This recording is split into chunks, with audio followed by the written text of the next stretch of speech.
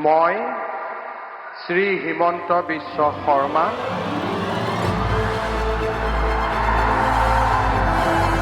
ঈশ্বৰৰ নামত শপত লওঁ যে বিধিৰ দ্বাৰা স্থাপিত ভাৰতৰ সংবিধানৰ প্ৰতি মই প্ৰকৃত বিশ্বাস আৰু আনুগত্য পোষণ কৰিম।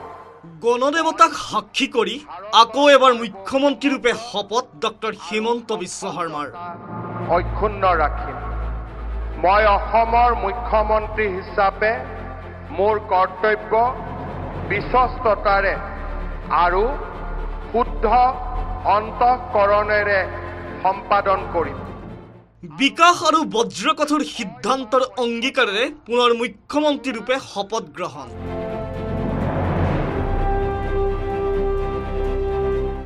ডক্টৰ হিমন্ত বিশ্ব শৰ্মাৰ সৈতে শপত ল'লে অন্য 4 কেবিনেট মন্ত্ৰীয়ে। 4 মেৰ ঐতিহাসিক জনাদেশ।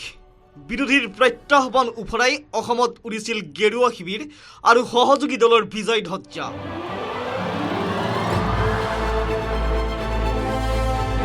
4 মেৰ ফলাফলেই কৈছিল অসমত আকৌ এবাৰ ডক্টৰ হিমন্ত বিশ্ব শৰ্মাৰ নেতৃত্বতেই চৰকাৰ।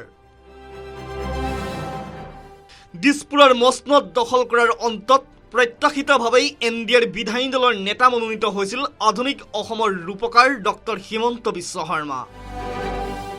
আৰু মঙলবাৰে খানাপাৰাত হাজাৰ হাজাৰ জনতা দেশৰ প্ৰধানমন্ত্ৰীৰ পৰা গৃহমন্ত্ৰীলৈ, NDA শাসিত ৰাজ্যৰ মুখ্যমন্ত্ৰীৰ পৰা উপমুখ্যমন্ত্ৰীলৈ, বিজেপিৰ ৰাষ্ট্ৰীয় সভাপতিৰ পৰা অন্য নেতাৰ উপস্থিতিত ঈশ্বৰ আৰু সংবিধানৰ নামত মুখ্যমন্ত্ৰী ৰূপে দ্বিতীয়বাৰলৈ শপত ল'লে ডক্টৰ হিমন্ত বিশ্ব শৰ্মাই।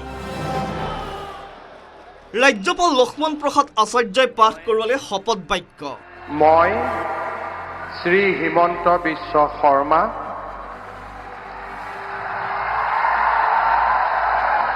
ঈশ্বৰৰ নামত শপত লওঁ যে বিধিৰ দ্বাৰা স্থাপিত ভাৰতৰ সংবিধানৰ প্ৰতি মই প্ৰকৃত বিশ্বাস আৰু আনুগত্য পোষণ কৰিম।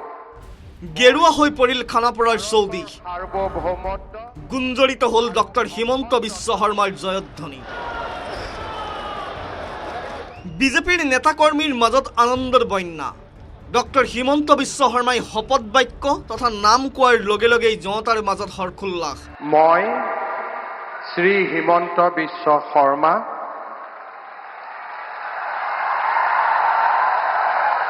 ঈশ্বৰৰ নামত নহবনো কিয়, বিজেপি তথা NDAৰ বিশাল জয়ৰ প্ৰধান সেনানী ডক্টৰ হিমন্ত বিশ্ব শৰ্মা। নিৰন্তৰ জনতাৰ সৈতে সম্পৰ্ক, জন আশীৰ্বাদ যাত্ৰাৰে জনতাৰ হৃদয় স্পৰ্শ, বিৰোধীৰ সমালোচনাৰ বাধাৰ প্ৰাচীৰ আঁতৰাই ঐতিহাসিক জনাদেশৰ প্ৰধান ৰূপকাৰ ডক্টৰ হিমন্ত বিশ্ব শৰ্মা আকৌ এবাৰ মুখ্যমন্ত্ৰীৰ পদত। যুগাগ্ৰগামী চিন্তা আৰু সবল পদক্ষেপেৰে চৰকাৰ চলোৱাত সিদ্ধহস্ত মুখ্যমন্ত্ৰীক লৈ আছে জনতাৰ প্ৰবল আশা আৰু আকাংক্ষা। শপত লোৱাৰ পাছতে ডক্টৰ হিমন্ত বিশ্ব শৰ্মাক অভিনন্দন জনালে প্ৰধানমন্ত্ৰী নৰেন্দ্ৰ মোদীয়ে।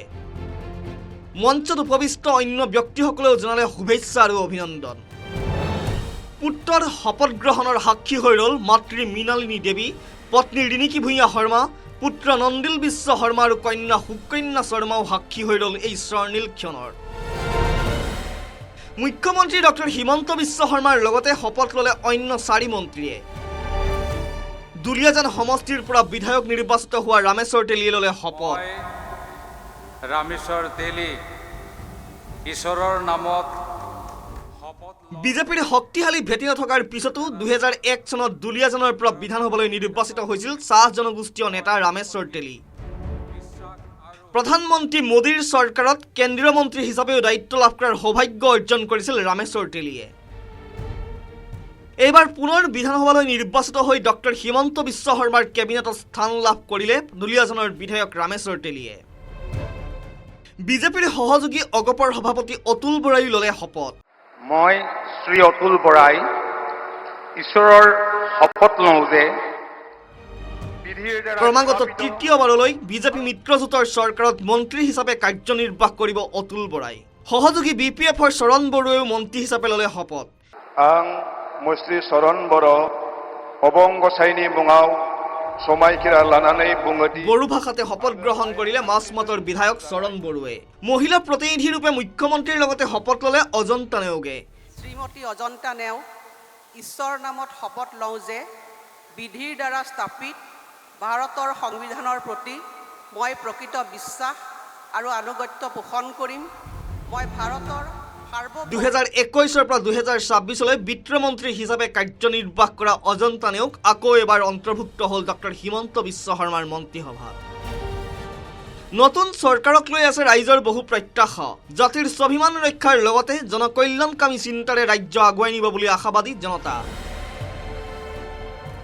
বিচাৰিম এইটোৱে বিচাৰিম যে আমাৰ যিখিনি যোৱা কাৰ্যকালত ৰৈ গৈছে সেই কামখিনি যেন সুকলমে সমাধা হৈ যায় আৰু লগতে অসমখন শান্তিপূৰ্ণ হয় আঁচনিটো লাগিবই যিখিনি ৰৈ গৈছে যিহেতু এতিয়া চাকৰিবোৰ দি আছে বিনা পইচাত একো পঢ়া শুনা কৰাৰ কাৰণে দি আছে তেনেকৈ যাতে সুবিধাখিনি দি থাকে মামায়ে আমাৰ অসমখন আৰু অলপ শক্তিশালী কৰক আৰু নিবনুৱা সমস্যা সমাধান কৰক আৰু মানে দুখীয়া নিচলাসকলে কৃষি ক্ষেত্ৰতে হওক বা উদ্যোগিক ক্ষেত্ৰতে হওক সকলো ক্ষেত্ৰতে কেনেদৰে আৰু অলপ আগবঢ়াই নিয়ে আমাৰ নিবনুৱা সমস্যাখিনি সমাধান হয় তাকে মই কামনা কৰিছোঁ আজি মামাৰ পৰা স্কুল গাঁও স্কুল ধৰক চাওক আপুনি বা গাৰ্ডেন এৰিয়াত হৰ জেগাত স্কুল বনাই দিছে আৰু এতিয়া ভাল ভাল মেডিকেল চব বনাই দিছে মামাই আৰু কি কৰিব চব কৰি আছে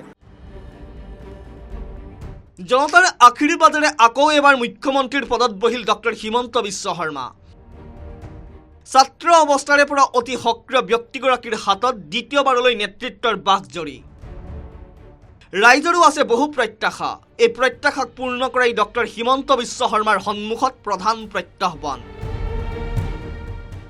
যুঁজি ভাগৰি নপৰা ডক্টৰ হিমন্ত বিশ্ব শৰ্মাই যুঁজিব লাগিব জাতিৰ হকে জাতিৰ স্বাভিমান ভাষা সংস্কৃতি আৰু উন্নয়নৰ হকে 25 বছৰীয়া অনিৰুদ্ধ যাত্ৰা বিধানসভাত 25 বছৰীয়া ৰূপালী বৰ্ষৰে সমৃদ্ধ ডক্টৰ হিমন্ত বিশ্ব শৰ্মাও দৃঢ় প্ৰতিজ্ঞ অসমৰ সৰ্বাংগী উন্নয়ন তথা দেশৰ ভিতৰতে অসমক শ্ৰেষ্ঠ ৰাজ্য কৰাৰ এই সংকল্প সিদ্ধিলৈ ৰূপান্তৰ কৰাই হ'ব মুখ্যমন্ত্ৰী ডক্টৰ হিমন্ত বিশ্ব শৰ্মাৰ এই 5 বছৰীয়া যাত্ৰাৰ মূল লক্ষ্য আৰু উদ্দেশ্য bureau report news 18 Assam north east